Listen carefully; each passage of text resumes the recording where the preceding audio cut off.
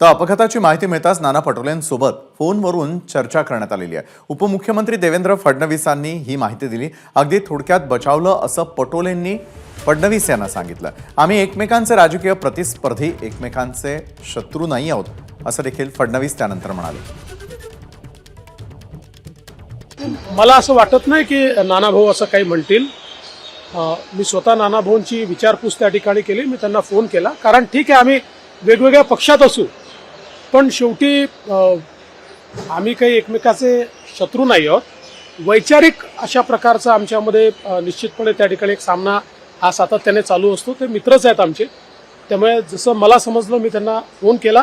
निश्चित तो अपघात त्या ठिकाणी झालेला आहे आणि त्यांनी मला सांगितलं की मी बचावलो, पण अपघात मात्र मोठा आहे। एबीपी माझा, उघडा डोळे बघा नीट।